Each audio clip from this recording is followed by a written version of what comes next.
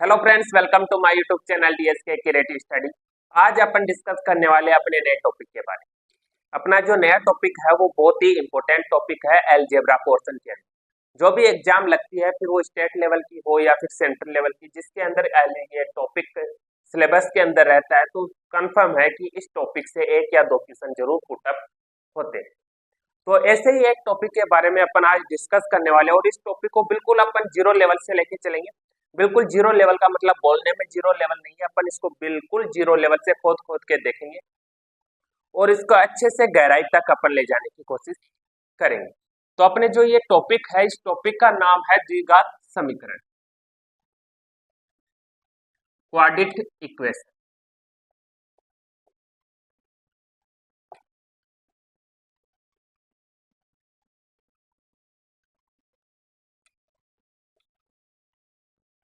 Quadratic equation तो अपने सबसे पहले दिमाग के अंदर आता है कि भाई जो ये द्विघात समीकरण है ये किस टॉपिक से लिंक करता है अलजेब्रा के अंदर।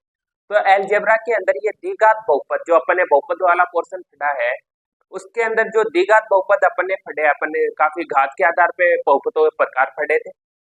एक घात का बहुपद, दो घात का बहुपद, तीन घात का बहुपद। तो जो दो घात का बहुपद होता है वही द्विघात समीकरण होता है। बहुपद के अंदर अपन बराबर के लगा के जीरो नहीं लगाते, ओनली सीधी इक्वेशन लिखते हैं, बीजीय व्यंजक लिखते हैं। इसके अंदर बराबर में जीरो लगा दिया जाता है, बस ये ही फर्क होता है। और जो कंसेप्ट अपन ने बहुपद के अंदर पढ़े द्विघात समीकरण से रिलेटेड, वही कंसेप्ट अपन यहाँ पे अप्लाई करने वाले। और इसके अंदर कौन कौन से क्वेश्चन पुटअप होते हैं, तो वो सारा discussion upon one by one जैसे जैसे अपन कंसेप्ट क्लियर करेंगे, तो उन्हीं कंसेप्ट के आधार पे मैं आपको बता दूंगा कि इसके अंदर इस टाइप से क्वेश्चन पूछे गए हैं, लास्ट एग्जाम के अंदर इस प्रकार के क्वेश्चन पूछे गए हैं और इन फ्यूचर इस टाइप के क्वेश्चन वो पूछ सकते हैं। एग्जामिनर जहाँ तक अप्रोच कर पाता है, अपन लगभग क्वेश्चन की बात अप्रोच करने की कोशिश करेंगे। और इसी के साथ अपन शुरू करते हैं अपना ये नया टॉपिक द्विघात समीकरण। तो इसके अंदर सबसे पहले अपन बात करते हैं द्विघात समीकरण की। जो स्टूडेंट फर्स्ट टाइम क्लास देख रहे हैं उनको भी बिल्कुल मतलब इससे लॉस नहीं होगा, अगर वो इसी टॉपिक से क्लास शुरू करते हैं तो भी कोई नुकसान नहीं होगा, क्योंकि अपन हर टॉपिक को बिल्कुल जीरो लेवल से लेकर चलते। तो इसकी जो सबसे पहले बात करते हैं डेफिनेशन की कि भाई द्विघात समीकरण बोलते किसको। तो ऐसा बीजीय व्यंजक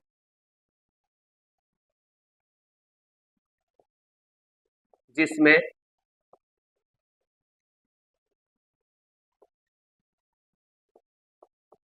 चर की अधिकतम घात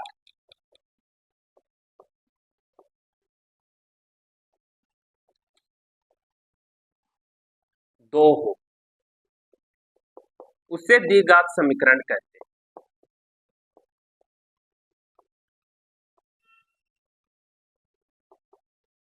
ये अपने डेफिनेशन हो गई द्विघात समीकरण की, और एक पहचान भी हो गई अपने द्विघात समीकरण की। द्विघात समीकरण की पहचान क्या होती है कि भाई उसके अंदर घात दो होती है, अधिकतम घात होती है बीजीय व्यंजक की, वो दो होती है। अब काफी स्टूडेंट है कि भाई ये अधिकतम घात का क्या मतलब है। तो बीजीय व्यंजक जैसे कुछ भी हो, जैसे 2x² y प्लस जेड है, ये बीजीय व्यंजक है। इसकी अगर अपन घात निकाले, घात कितनी निकलेगी इसकी? 3। x के ऊपर 2 घात है, y के ऊपर 1 घात, तो ये दोनों घात आपस में ऐड होके 3 घात बन जाती है। या 2x² प्लस का 9 इज इक्वल टू 0। इसके अंदर x की अधिकतम घात 2 है, तो ये 2 घात का बीजीय व्यंजक होगा, ये 3 घात का बीजीय व्यंजक होगा। ये अपन अपनी लास्ट क्लास के अंदर अच्छे से डिस्कस कर चुके हैं, तो मैंने बेसिकली आपको बता दिया घात के बारे में।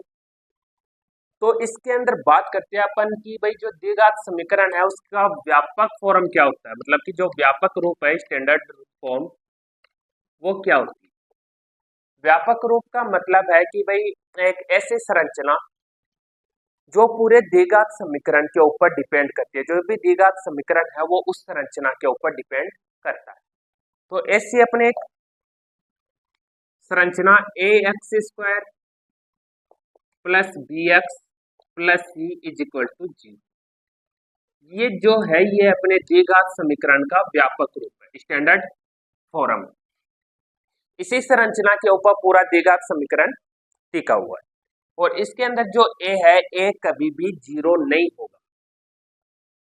a जीरो क्यों नहीं होगा? अगर a जीरो हो गया तो फिर आगे जो चर है वो जीरो से मल्टीप्लाई होकर जीरो बन जाएगा। तो फिर ये हट जाएगा, ओनली बी एक्स प्लस सी बचेगा, जो अपने एक रेखीय समीकरण बन जाएगा। इसलिए इसके अंदर ए कभी भी जीरो नहीं होगा, एक्स की घात आपको हमेशा 2 देखने को मिलेगी।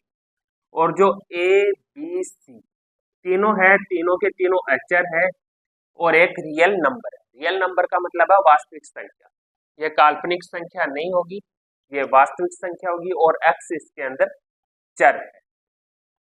तो ये थे अपने द्विघात समीकरण की जो स्टैंडर्ड फॉर्म है उससे रिलेटेड नॉर्मल नॉलेज। और अब अपन डिस्कस करते हैं कि भाई जो ये द्विघात समीकरण है इसका हल अपन किस प्रकार निकाल सकते हैं। द्विघात समीकरण का हल अपन बात कर रहे हैं इसकी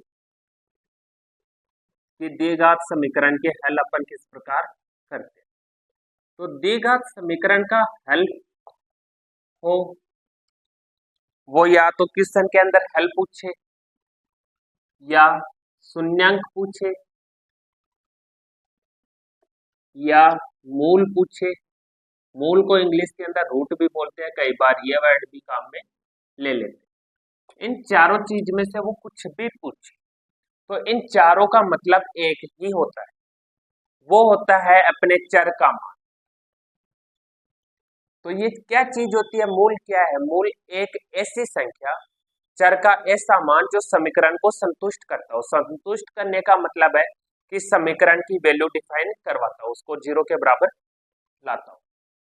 तो अपनी जो स्टैंडर्ड फॉर्म है A X square plus B X plus C is equal to जी, ये द्विघात समीकरण, इसका हल शून्यांक या मूल, ये अपन किस प्रकार निकालते हैं? तो इसके अपने पास 2 मेथड होते हैं। एक मेथड होता है अपने गुणनखंड विधि।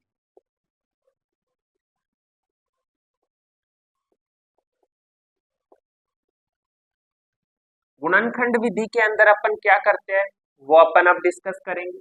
और एक मेथड होता है अपने श्रीधराचार्य सूत्र।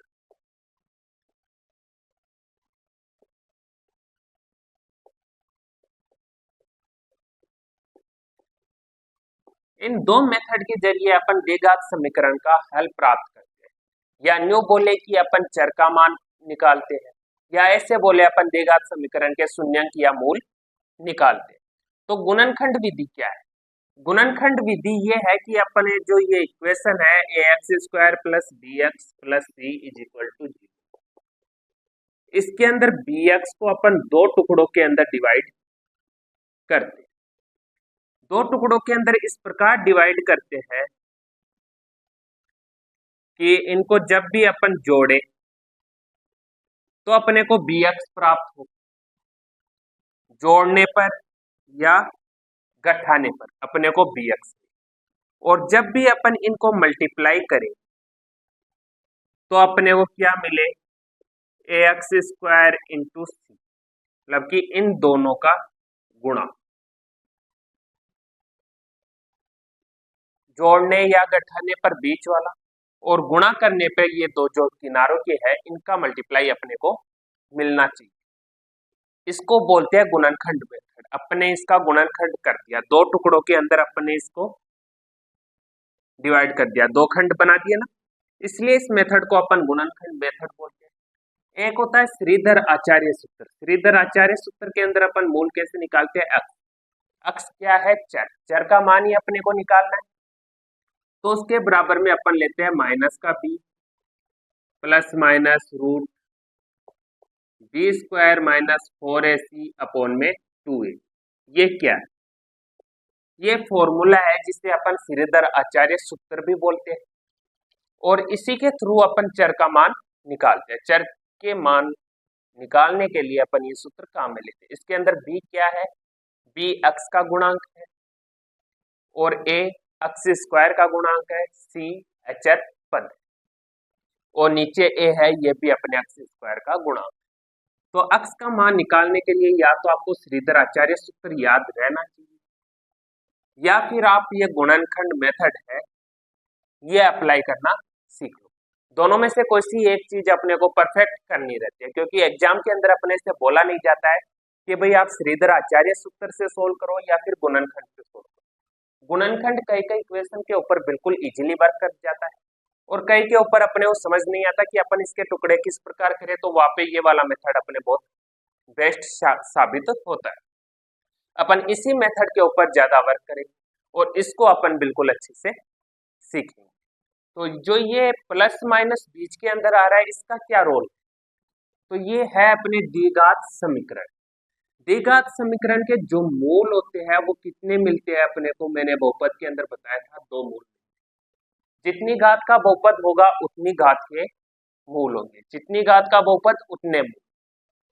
ये दो घात का बहुपद है, या अपन बोले द्विघात समीकरण है, तो इसके दो मूल मिल गए। तो यहाँ से भी अपने को दो मूल मिलेंगे। दो मूल किस प्रकार मिलेंगे? जैसे मान लो एक मूल अल्फा है, तो अल्फा बराबर माइनस का बी, यहाँ पे प्लस माइनस है, एक बार प्लस ले लो, root B square minus 4ac upon में 2a। ये अपना एक मूल हो गया। दूसरा मूल जैसे अगर अपने बीटा है तो माइनस का बी, फिर यहाँ पे माइनस बच गया तो माइनस वाला ले लो, B square minus 4ac upon में 2a, 1 2। इस प्रकार अपन दो मूल इससे निकाल सकते। तो इसके ऊपर अपन कुछ क्वेश्चन करते हैं जिससे ये दोनों मेथड आपके अच्छे से क्लियर हो जाए, और इसको समझाने में अगर कोई छोटा मोटा कुछ इश्यू रहा है तो वो अपन क्वेश्चन के जरिए सोल्व कर लें। एग्जाम के अंदर इतने इजी क्वेश्चन बिल्कुल भी नहीं पूछे जाते कि डायरेक्ट आपसे मूल पूछ ले या इक्वेशन का हल पूछ ले। फिर भी ये क्वेश्चन अपन ले रहे हैं अपनी प्रैक्टिस के लिए कि जो मेथड अपन ने पढ़े हैं वो अपने प्रैक्टिस के अंदर आ जाए। अपने जो ये कंसेप्ट धीरे धीरे जैसे जैसे आगे बढ़ेगा तो ये सारा कंसेप्ट अपने काम आए, क्योंकि मैथ है वो स्टेप बाय स्टेप सीखने की चीज होती है। ऐसे नहीं अपन डायरेक्ट बिल्कुल टफ ले ले या डायरेक्ट इसके आगे वाला कंसेप्ट अपन शुरू कर ले, ऐसा बिल्कुल भी नहीं होगा। अपन मैथ शुरू कर रहे हैं बिल्कुल जीरो लेवल से, बेसिक लेवल से, तो अपन इसका बिल्कुल बेसिक क्लियर करते हुए आगे बढ़ेंगे। और दूसरी बात यह कि भाई आप जब क्लास देखते हो तो उसको बिल्कुल सीरियल वाइज से देखो। आप बीच के अंदर कोई सी भी क्लास स्टार्ट कर लेते हो, उसको 2-4 मिनट, 5 मिनट, 10 मिनट देखते हो, फिर बंद कर देते हो, नेक्स्ट क्लास के अंदर देख लेते हो कि इसके अंदर अच्छा नहीं पढ़ा रहे, इसके अंदर अच्छा पढ़ा रहे होंगे, इसके अंदर अच्छा पढ़ा दिया तो आगे अच्छा नहीं पढ़ाएंगे। ऐसा बिल्कुल भी नहीं होगा, ये आपके मन का वहम है। तो आप मन का वहम निकाल के कम से कम 2-3 क्लास किसी भी टॉपिक के ऊपर, मैंने 3-4 क्लास बना रखी है, आप कोई भी एक टॉपिक के ऊपर 2-3 क्लास रेगुलर देखिए। अगर आपके समझ आए, आपका मन भर जाए, तभी आप अच्छे से इसको देखना शुरू करिए। तो अपन शुरू करते हैं अपना ये कंसेप्ट। तो इस क्वेश्चन के अंदर क्या पूछा है? डायरेक्ट अपने को द्विघात समीकरण दे दिया। द्विघात समीकरण किस प्रकार पहचान की अपन ने? अपनी जो स्टैंडर्ड फॉर्म है ax square plus bx plus c, उसके जरिए। एक तो ये इस फॉर्मेट के अंदर लिखा हुआ है, और दूसरी बात चर की अधिकतम घात 2 है, और इसका पूछा है मूल। तो मूल क्या होते हैं? मूल होता है अपने अक्ष का मान, मतलब कि अपने से डायरेक्ट अक्ष का मान पूछा है, और अपन इसको गुणनखंड मेथड के जरिए सोल्व करते हैं। तो X square plus 6x plus 5 is equal to 0। ये अपने द्विघात समीकरण है। इसके टुकड़े अपन किस प्रकार करेंगे? 6x है, इसको अपन दो टुकड़ों के अंदर डिवाइड करेंगे। किस प्रकार डिवाइड करेंगे कि भाई गुणा करने पर तो अपने को 5x स्क्वायर प्राप्त हो, और जोड़ने पर अपने को 6x मिले, यही है। तो गुणा करने पे 5x कैसे मिलेगा? 5x into x, 5x square हो गया, 5x प्लस x, 6x बन गया। तो ये इसका गुणनखंड हो गया कि अपन 6x को इस प्रकार लिख सकते हैं 5x प्लस x। दोनों को अपन जोड़ेंगे तो 6x बनेगा, और दोनों को अगर अपन मल्टीप्लाई करेंगे तो 5x स्क्वायर बनेगा। यहाँ पे अपना गुणनखंड हो गया। अपना मेथड जो था वो ये ही था। अब अपने को अब काम में लेनी है गणितीय संक्रिया। गणितीय संक्रिया का मतलब है कि जैसे गुणनखंड विधि करते हैं तो उसके बाद इसमें से कॉमन लेते हैं अपन। तो कॉमन किस प्रकार लेते हैं? जैसे पहली दो राशि को एक बनाते हैं, इन दो को एक। अगर 4 है तो अपन दो के दो टुकड़े कर लेते हैं। इन दोनों में से कॉमन आ रहा है x। x कॉमन लेने के बाद अंदर क्या बचेगा? यहाँ पे x स्क्वायर है तो यहाँ पे x बच गया, यहाँ पे 5x है तो ओनली 5 ही बचे। अब जैसा कोष्टक यहाँ पे बन रहा है, कोष्टक के अंदर जो वैल्यू आ रही है वैसा ही एक कोष्टक यहाँ पे बनेगा और दोनों की सेम वैल्यू रहनी। तो यहाँ पे सेम वैल्यू रखने के लिए अपन एक ही कॉमन लेते हैं, क्योंकि इन दोनों में और कुछ कॉमन आ भी नहीं रहा। एक कॉमन लेंगे तो अक्स पे कोई फर्क नहीं पड़ेगा, 5 पे कोई फर्क नहीं पड़ेगा, दोनों कोष्टक की वैल्यू बराबर है। अगर ये दोनों वैल्यू बराबर नहीं आती है तो आपने ऊपर टुकड़े करने में कोई ना कोई गलती की है। ये बराबर तभी आएंगे जब आपका मेथड पूरा सही होगा। तो जैसे ये दोनों वैल्यू बराबर आती है तो आप इन दोनों वैल्यू को कॉमन ले लीजिए। x प्लस 5 अपने ने कॉमन ले लिया, यहाँ पे x प्लस 5 अपन ने कॉमन लिया तो क्या बचा x, और यहाँ पे क्या बचा 1 प्लस 1 इज इक्वल टू 0। अब ये दोनों आपस के अंदर मल्टीप्लाई के अंदर x plus 5 into x plus 1 is equal to, multiply के अंदर है, मतलब कि इन दोनों में से कोई सी एक वैल्यू का मान 0 है तभी तो ये 0 मिल रहा है अपने को, या तो ये 0 है तब ये मल्टीप्लाई होके 0 बन रहा है, या ये वाली वैल्यू 0 है तब मल्टीप्लाई होके 0 बन रही है। तो अपन दोनों को 0 के बराबर रख के देखते हैं, जैसे x प्लस 5 या तो इज इक्वल टू 0 या फिर x plus 1 is equal to 0। अगर ये 0 है तो x का मान अपने को मिलेगा माइनस के 5, प्लस का 5 इस साइड है, बराबर के इस साइड होके माइनस में बन जाएगा। यहाँ पे 1 प्लस में है, बराबर के इस साइड आके माइनस में बन जाएगा। x के दो मान अपने को प्राप्त हुए, x बराबर -1 और माइनस के 5।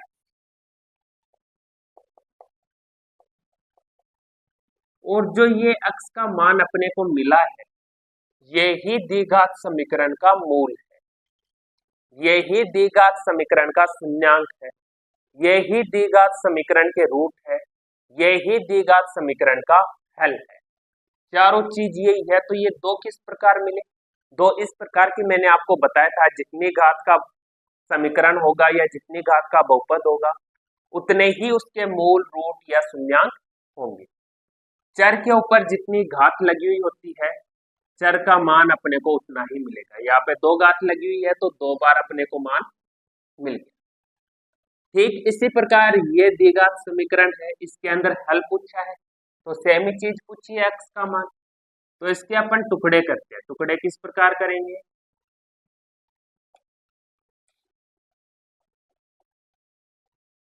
कि भाई गुणा करने पर तो अपने को माइनस के 18 अक्स मिले। 18 माइनस का यहाँ पे ले रहे हैं, यहाँ पे देखो अपन ने प्लस का लिया था, यहाँ पे माइनस का क्यों ले रहे हैं, क्योंकि यहाँ पे लास्ट के अंदर माइनस का आ रहा है इसलिए माइनस का ले रहे हैं। क्योंकि इन दोनों को अपन मल्टीप्लाई करते हैं उसी टुकड़ों में तो इसको तोड़ते हैं 3x, माइनस के 3x को, या फिर जब अपन जोड़े तो जोड़ने पे अपने को क्या मिले माइनस का 3x। ये दो वैल्यू अपने को, तो ये कैसे मिलती है कि माइनस के 6x में अगर अपन प्लस के 3x जोड़ दे तो अपने को वैल्यू क्या मिलेगी माइनस के 3x। जोड़ने पे माइनस का 3x बन रहा है। इन दोनों को आपस में मल्टीप्लाई करेंगे तो क्या बनेगा,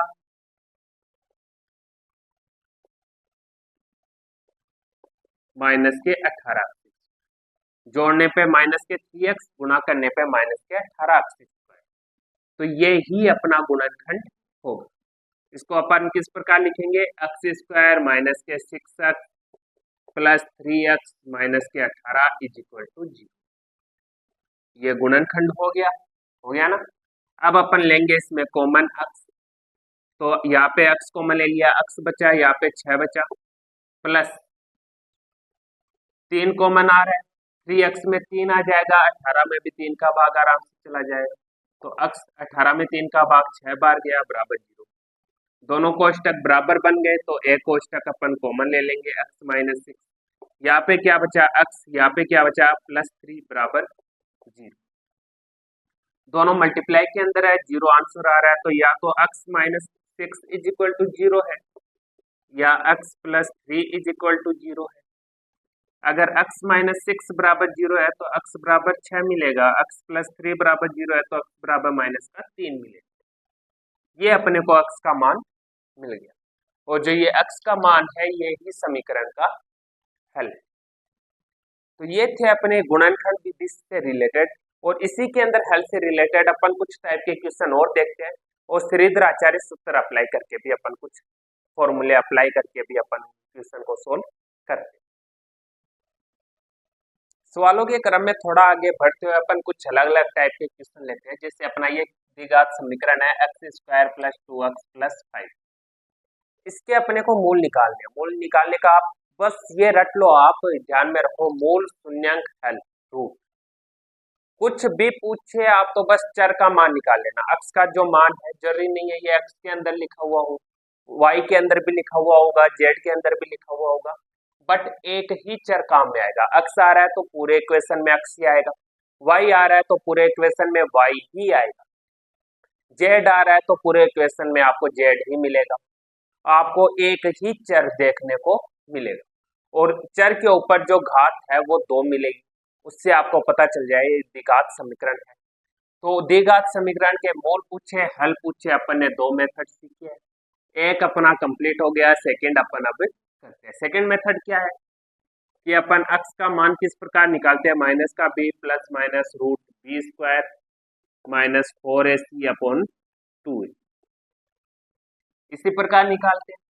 तो x का मान अपने को चाहिए माइनस b क्या है, x का गुणांक, x का गुणांक कितना है 2, तो माइनस के 2 plus minus under b² x के गुणांक का स्क्वायर माइनस 4a, x² का गुणांक कितना है, अगर कोई भी गुणांक नहीं हो तो अपन गुणांक 1 मानेंगे, तो 1, और c h 5/2a, और a का मान कितना 1। ये सूत्र फॉर्मूला आप ध्यान में रखना, और स्टैंडर्ड फॉर्म के अकॉर्डिंग इसको सेट करना। अगर आप ये वाला फॉर्मूला लगाते हो तो पहले इसको स्टैंडर्ड फॉर्म के अकॉर्डिंग सेट करना, उसके बाद ये वाला फॉर्मूला अप्लाई करना। अपन इसको आगे सोल्व करेंगे तो अपने को क्या मिलेगा, 2 का स्क्वायर कितना 4, और 5 चौका 20/2, x बराबर माइनस का 2 प्लस माइनस रूट माइनस के 16/2। अंडरूट के अंदर माइनस आ रहा है, मतलब कि ये काल्पनिक है, काल्पनिक मूल। इसके 2 मूल इस प्रकार है, माइनस का 2 प्लस रूट माइनस के 16/2, या फिर माइनस का 2 माइनस रूट माइनस के 16/2। ये 2 रूट है x के, दोनों इस प्रकार है, दोनों के दोनों मूल इसके काल्पनिक है। काल्पनिक मूल क्या होते हैं, तो काल्पनिक मूल है ये अपन मूलों की प्रकृति जब पढ़ेंगे हल के बाद में, अपना जो नेक्स्ट कंसेप्ट रहेगा वो इन मूलों की प्रकृति से रिलेटेड रहेगा। अपन इक्वेशन देख के बता देंगे कि भाई हाँ, इस इक्वेशन के जो रूट है, जो मूल है, वो काल्पनिक होंगे या वास्तविक होंगे, समान होंगे या असमान होंगे। वो सारा डिस्कशन अपन अपने नेक्स्ट कंसेप्ट के अंदर बिल्कुल अच्छे से करेंगे। यहाँ पे आप बस इतना ध्यान रखो कि रूट के अंदर माइनस आ रहा है तो इसके मूल काल्पनिक है।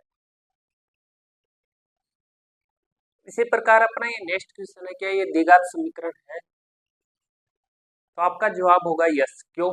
क्योंकि इसके अंदर जो चर है उसकी अधिकतम घात 2 है, और मैंने आपको बताया था कि जो द्विघात समीकरण होगा उसके चर की अधिकतम घात 2 होगी, और इसके अंदर a का मान 0 नहीं होगा। जो अपनी स्टैंडर्ड फॉर्म होती है ax² + bx + c = 0, इसके अंदर ओनली ये 0 नहीं होना चाहिए। ये दोनों 0 होंगे तो भी कोई फर्क नहीं पड़ेगा, इनका कुछ मान होगा तो भी फर्क नहीं पड़ेगा, बस ये 0 नहीं होना चाहिए। इसके अंदर जो a है ये 0 नहीं होना चाहिए, और ये इसको फॉलो करता है।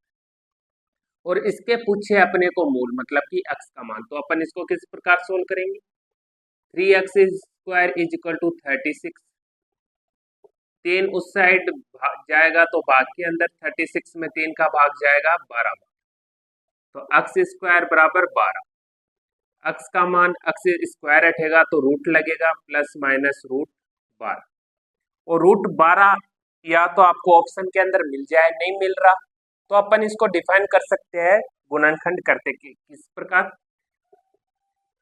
जैसे अपन इसको इस प्रकार लिख सकते हैं, √4 × √3 लिख सकते हैं।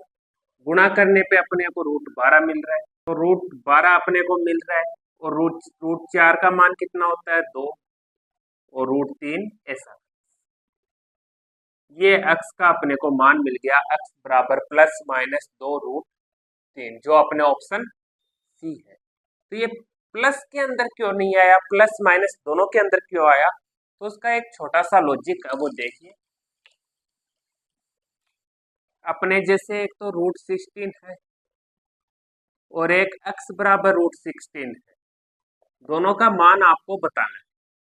और इसके ऑप्शन इस प्रकार है 4 माइनस 4 प्लस माइनस 4 और कुछ नहीं। ठीक है, तो इसके अंदर प्लस कब काम में आता है और प्लस माइनस दोनों अपन कब काम में लेते हैं, तो शायद आप समझ गए होंगे इतने से इस तरह से। तो अपने जो प्लस काम में आता है वो तब आता है जब ओनली अंक गणितीय जो संख्या होती है रूट के अंदर वो अकेली हो। अगर ये अकेली होगी तो प्लस का 4 आएगा। अगर ये चर के बराबर में लिखी हुई हो, जैसे एक्स स्क्वायर बराबर 16, फिर अपन एक्स का मान निकाले तब अपन इसके रूट लगाएंगे तो प्लस माइनस का 16 इस प्रकार ही आएगा। जैसे ये एक्स स्क्वायर 16 ये हो गया। अब अपन इसको सोल्व करेंगे तो x बराबर प्लस माइनस रूट 16, अपन इसको इस प्रकार लिखेंगे और अपने को जो वैल्यू मिलेगी वो प्लस माइनस के अंदर मिलेगी।